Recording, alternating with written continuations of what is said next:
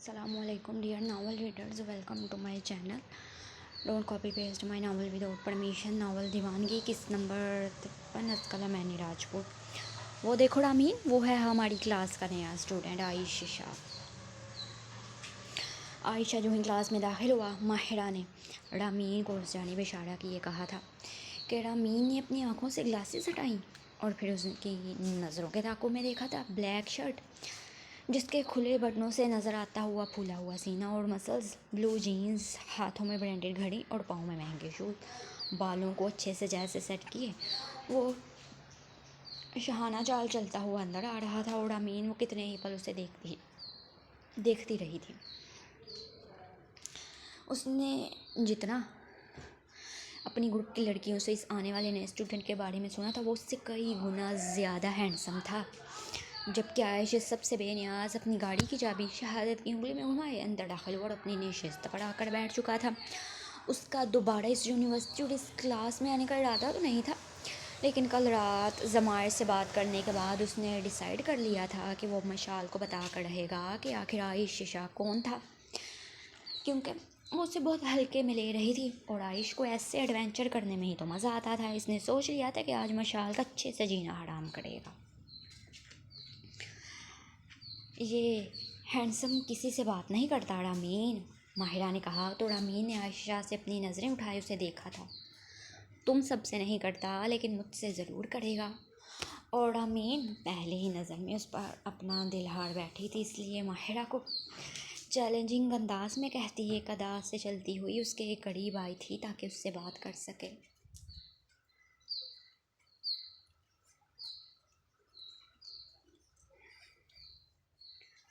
Hello आयश।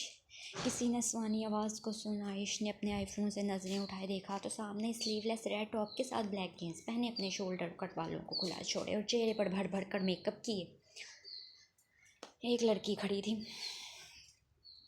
मैं तुम्हारी class fellow, उसे हैरान कुन नज़रों से खुद की तरफ देखता पाकर रामी ने अपना हाथ आगे बढ़ाए अपना नाम बताया था कि आयश ने उसके इस मेकअप से लदे चेहरे से नज़रें हटाए, उसके हाथ की जानिब देखा था और फिर उसकी ओशन ब्लू आंखों में शरारत चमकी थी। मैं स्ट्रेंजर्स से हाथ नहीं मिलाता, आयश ने अपने कंधे उचकाते लापरवाही से कहा।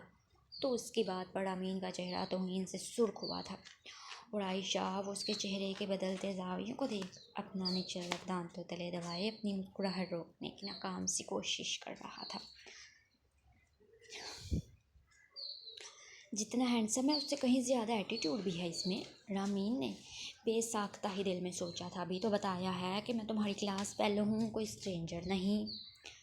अब चूँकि माहिरा उसे देख रही थी तो रामीन को मज़ीद शर्मिंदगी हो रही थी कि वो आयश के सामने अपना हाथ किए खड़ी थी और वो उससे हाथ ही नहीं मिला रहा था। मैं तुम्हें नहीं जानता मिस मेकअप की दुकान, और तुम जो मेरा टाइम वेस्ट मत करो। मेकअप की दुकान वाले अल्फाज आयश ने मुंह में ही कहे थे और फिर से यूँ मोबाइल पर झुक गया जैसे उसके करीब कोई खड़ा ही नहीं था। और अपनी इस बेकदरी पर रामीन सरदा पैर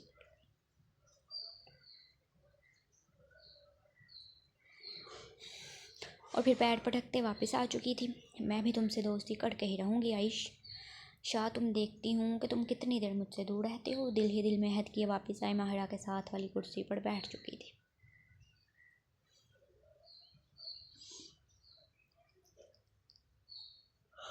और माहिरा वो दबी दबी हंसी हंस रही थी। स्टॉप इट माहिरा, वरना उसका सारा गुस्सा मैं तुम पर निकाल दूंगी।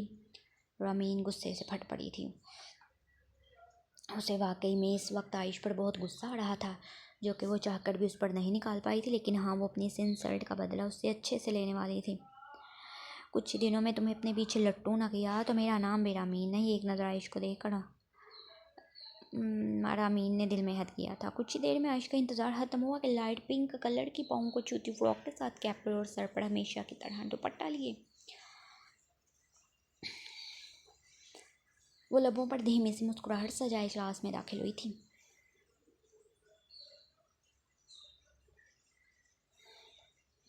स्टूडेंट्स, आज के टेस्ट के लिए आप रेडी हैं? उसकी खूबसूरत सुरीली आवाज़ गूंजी तो हैरत से आयश की आंखें बाहर आने को थीं। यानी कि उसने आधी रात को अपने दोस्त अहमद को कॉल किया। इस टॉपिक के नोट्स बनवाए थे जिसलिए वो आज यूनिवर्सिटी, और यहाँ उसकी ये खड़ूस मैम आज नोट्स के बजाय टेस्ट लेने वाली थी। आयश का दिल किया अपना सर पीट ले।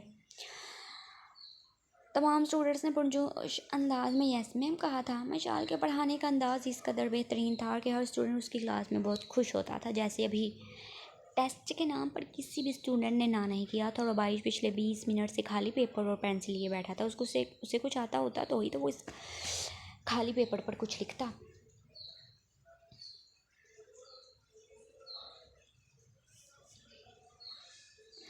Excuse me ma'am. मशाल जो कि दूसरी रो में खड़ी थी, किसी स्टूडेंट के उससे पुकारने पर उस जानिब देखा और अब फिर आयुष को देख सर झटकते उसके करीब आई थी। और अब उसके करीब आने पर इससे पहले आयुष कुछ बोलता, मशाल ने उसके वजूद से नज़रें चुराई थी। ये क्या तरीका है क्लास में बैठने का? सबसे पहले तो अपनी शर्ट के बटन बंद करो।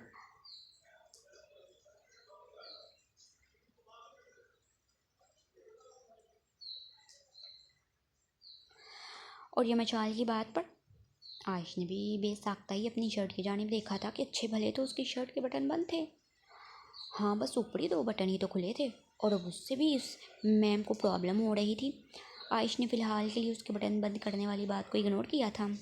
मैम, मुझे टेस्ट नहीं आता, और भला आता भी कैसे?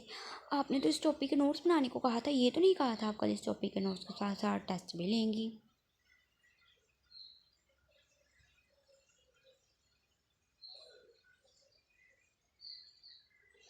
आयुष ने खाली पेपर मशाल के सामने लहराते एक ही सांस में अपनी बात कह डाली थी।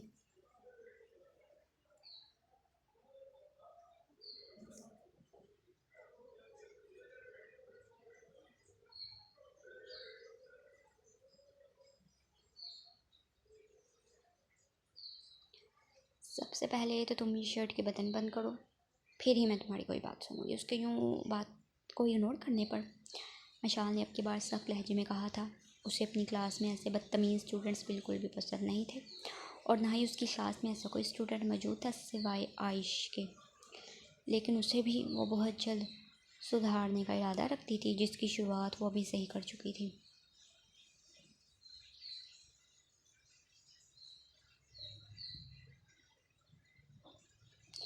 मशाल की अपनी बात दोहराने पर आयुष ने गहरा सांस पड़ा और फिर ना जाने क्यों लेकिन उसके दिल ने कहा कि वो मशाल की बात को मान लिए, इसलिए फिर अपनी शर्ट के धोले बटनों को बंद कर दिया था। बटन बंद हो गए। मैं मेरी बात सुनिए अब आप। अगर तुम तवज्जो के साथ इस क्लास में बैठो तो ही तुम्हें याद रहेगा कि मैंने इस टॉपिक के नोट्स के साथ टेस्ट भी याद दिया था।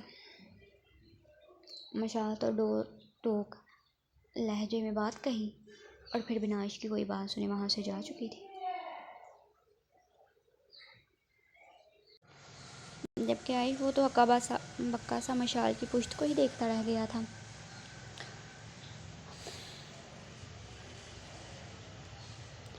सच में हिटलर की बहन है ये। आयुष ने मुंह में बड़बड़ाते अपने दिल की भड़ास निकाली और फिर कंधे उचकाते अपनी नशिस्त पर बैठ चुका था।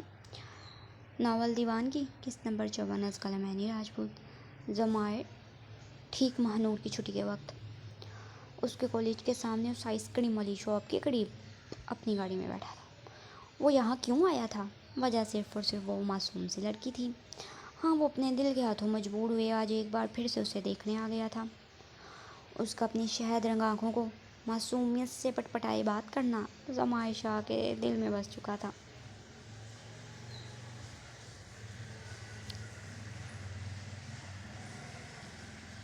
उसने अपनी 27 साला ज़िंदगी में कभी किसी लड़की को नज़र भी भरकर भी नहीं देखा था।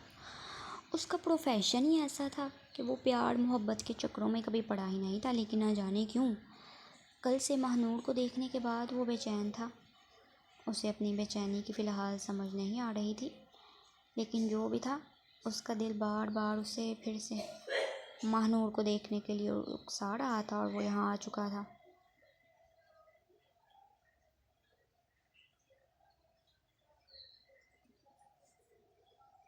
कुछ ही देर में उसका इंतज़ार ख़त्म हुआ कि महानूर बड़े मोहतात अंदाज में दाएं बाएं जानिब देखते रोड क्रॉस किए उसकी गाड़ी के करीब से गुजरते उस आइसक्रीम वाली शॉप पर गई थी। हजाम में लिपटे उसे खूबसूरत से चेहरे को तुम्हें देख जमायर के लबों पर मुस्कुराहट आ गई थी। अगले ही पल वो भी ड्राइविंग सीट से नीचे उतर आया था। महानूर आस पास से बेनियाज आगे बढ़ी और अब वो बड़ी दोस्त जमाई उस आइसक्रीम वाले शख्स को अपना तारुफ करवा रही थी। हेलो अंकल, पहचाना मुझे? मैं आपकी रेगुलर कस्टमर हूँ। अभी कल ही तो वो अंकल ने आपको 5,000 जमा करवाए थे और ये भी कहा था आप रोज़ मुझे आइसक्रीम दे दिया करना। तो चले लाएं मेरी आज की आइसक्रीम दे। मशाल ने अभी कल ही उसे समझाया था वो दोबारा उस आइसक्रीम वाली शॉप पर नहीं जाएगी, लेकिन महानूर भला वो 5,000 का नोट छोड़ देती।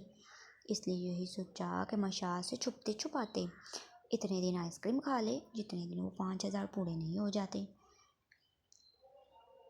वैसे तो वो मशाल की हर बात को फर्मा बरदारी से मान जाया करती थी, लेकिन यहाँ बात आइसक्रीम की थी, इसलिए उसका दिल बेईमान हो गया था कि वो फुफ्फो की हर बात तो मानती है, ये ना मानेगी तो उससे कोई गुनाह नहीं होगा। इसलिए आज फिर से उसके मना करने के बावजूद भी आइसक्रीम खाने आ गई थी। जमाई शाह जो कि उसकी पुश्त पर ही खड़ा था, महानूर के मुंह से एक बार फिर से हुदकली अंकल लफ्ज़ सुने उसे ढेरों शर्मिंदगी हुई थी। इतना तो वो जान चुका था ये लड़की क्यूट होने के साथ साथ ढीठ भी है, तभी तो उसकी बात को एक कान से सुने दूसरे कान से निकालते फिर उसे अंकल पुकारने लग गई थी।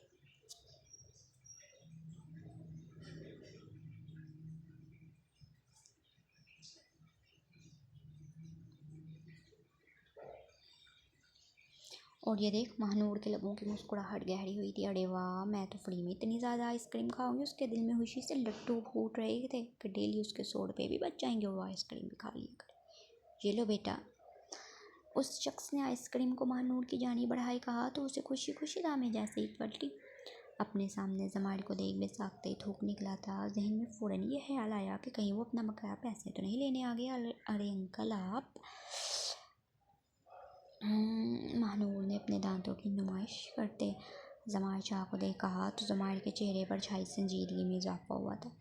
लगता है ये मेरे कल की तरह इन्हें अंकल कहने पर गुस्सा कर गए, लेकिन मैं भी क्या करूं, मुझे इनका नाम ही बहुत मुश्किल लगता है। क्या नाम था? हाँ, जम्मार, जमीर। पता नहीं इनके मामा बाबा ने इतना मुश्किल नाम क्यों रख लिया है। मैं क्या करूं, कैसे इन्हें बुलाऊं? वो आपके अपने बकाया के पैसे लेने आए हैं। अब की बार महानूर ने उसे अंकल कहने की गलती नहीं दोहराई थी, क्योंकि वो उसके चेहरे के तासुरात देख अच्छे से समझ चुकी थी कि उसे खुद के लिए अंकल लफ्ज़ अच्छा नहीं लगता था। क्या तुम सच में बेवकूफ़ हो या फिर मेरे सामने ऐसी बेवकूफ़ों वाली हरकतें कर रही हो? जमाई शाह को तो उसकी बात सुन सदमा ही लग गया था। यानी कि वो उसके बारे में ये सोच रही थी कि वो यहाँ अपने पैसे वापस लेने आया था। मैंने ऐसा क्या कह दिया? और ये महानूर की बात पूरी होने से पहले ही जमाई ने उसे रोका था। तुम क्यों सड़क पर खड़े आइसक्रीम खाती हो? हाँ, तोड़ के घर ले जाऊंगी। मेरा घर कॉलेज से दूर है, जाते जाते तो ये वैसे ही मेल्ट हो जाएगी।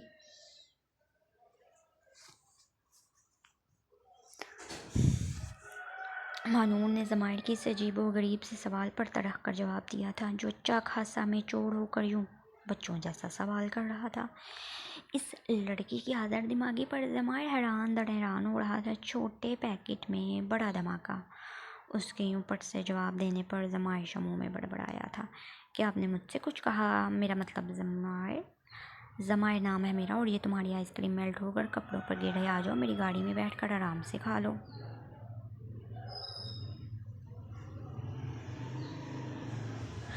नहीं, मैं आपके साथ गाड़ी में नहीं बैठ सकती। फुफ्फो डांटेंगी। और बड़ी समझदारी से जवाब दिया कि उसके साथ गाड़ी में नहीं बैठ सकी। तुम्हारी फुफ्फो तो कल तुम्हें आइसक्रीम खाने पर भी डांट रही थी, लेकिन तुम आज फिर आइसक्रीम खाने आ गई ना, तो गाड़ी में भी बैठ जाओ।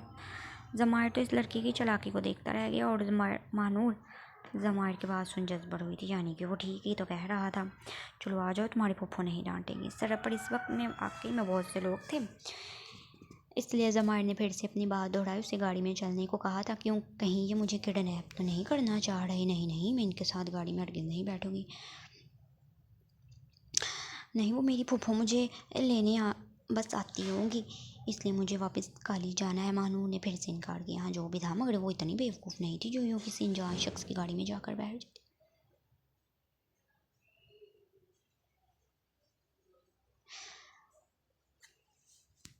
अच्छा ठीक है, ये लो टिशू। जमाल शाह ने उसे फोर्स नहीं किया था, बल्कि उसकी जानिब टिशू बढ़ाए तो महानूर ने झट से उसके हाथ से टिशू लिए थे। उससे वाकई में इस वक्त टिशू की बहुत ज़रूरत थी, क्योंकि सारी आइसक्रीम मेल्ट हुई उसके हाथ पर गिर रही थी। वो जमार के हाथ से टिश्यू लिए अपने हाथ साफ कर रही थी कि जमार ने मनमोहने चेहरे पर नजरें जमाई। उसने सवाल किया था, तुम्हारी एज क्या है? जमार के दिल में सवाल आया तो उसे महानूर से कर डाला था। जमार के सवाल पर महानूर ने एक पल को अपनी शहद रंग आंखें खोले उसे देखा था। अगले महीने मैं 16 की हो जाऊंगी। और फिर साफ कोई से जवाब दिया, 16 साल। और फिर इससे पहले वो मज़ीद भी कोई बात करता, महानूर उसकी जानिब मुतवज्जो हुई थी। और मैं चलती हूँ, मेरी फुफ्फू आती होंगी। महानूर ने जमार से मुखातिब होकर भी 2 कदम बढ़ाए थे कि जमार की आवाज़ पर एक पल को उसके कदम रुके थे। आओ मैं तुम्हें रोड क्रॉस करवा देता हूँ, जमार ने महानूर के करीब हुए कहा तो उसने बस हाँ में सर हिलाया था। और फिर जमार उसके साथ चलते उसे रोड क्रॉस करवाए वापस कॉलेज तक छोड़ने आया था। और इससे पहले महानूर कॉलेज के अंदर जाती और जमार शाह वापस से अपनी गाड़ी में बैठता, वहाँ से जाता। उनके करीब ही एक मर्सिडीज़ आकर रुकी और जमार वो उस गाड़ी को देखते ही पहचान गया था कि अंदर कौन था। यूँ अचानक ही अपनी करीब गाड़ी महानूर ने अपनी आइसक्रीम पर गिरफ्त मजबूत की और साथ ही इस गाड़ी को अच्छी खासी धूड़ी से नवाजा था जो यूँ चाकर उनके करीब आए रुकते उनकी आइसक्रीम गिराने वाले थे। अगले ही पल गाड़ी में से आयशा अपनी शानदार पर्सनैलिटी के बाहर निकला। वो तो यूनिवर्सिटी से वापसी पर अहमद से मिलने जा रहा था। जब उसकी नज़र जमार शाह पर पड़ी तो उनके करीब गाड़ी रोक ली। बिग ब्रो, आप यहाँ गर्ल्स कॉलेज के बाहर क्या कर रहे हैं?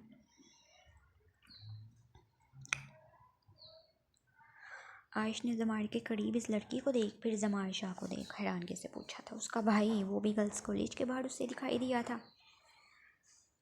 आयशा शाह के लिए तो ये सीधा सीधा क़यामत की निशानियों में से एक था। और जो आयश को उसे और महानूर को देख जमार शाह जज्बर हुआ था कि भला वो आयश को क्या दे। नूर, तुम अपनी कॉलेज जाओ। जमार ने जिस कदर अपनाइयत से उसका नाम लिया, आयश को मज़ीद हैरत हुई थी। महानूर ने हाँ में सर हिलाया और फिर अपनी उस आइसक्रीम के दुश्मन यानी को आयश को एक सख्त गोली से नवाजती गेट से अंदर जा चुकी। नूर, वाह बिग ब्रो, कभी इस कदर मोहब्बत से तो आपने मेरा नाम भी नहीं पुकारा। आयश ने जानबूझकर ये बात कही थी, वरना वो ये बात अच्छे से जानता था कि इस दुनिया में जमार शाह सबसे ज़्यादा मोहब्बत उससे ही तो करता था। जमार ने संजीदा उससे उसे पुकारा जिसे उसको तंग करने की अच्छी खासी वजह मिल चुकी। चल अब ये ड्रामेबाजी ना कर। वैसे बिग ब्रो, भाभी कुछ छोटी नहीं लग रही। आयश भला कहाँ बाज आने वाला था, अपना निचला दांत तो तले दबाई इस कदर मासूमियत से कहा कि जमार शाह उसके मुंह से महानूर के लिए भाभी लफ्ज़ मुस्कुरा दिया था। छोटा है तो छोटा ही बनो, राजा साथ ही कर चलते हैं। जमार ने बात को बदला और बेहद अपने दिल की कैफियत से अनजान था तो भला आयश से क्या कहता। लेकिन बिग ब्रो, मुझे तो अहमद से मिलने जाना है। अच्छा ठीक है, लेकिन जल्दी घर आ जाए, मुँह वेट कर रही होंगी।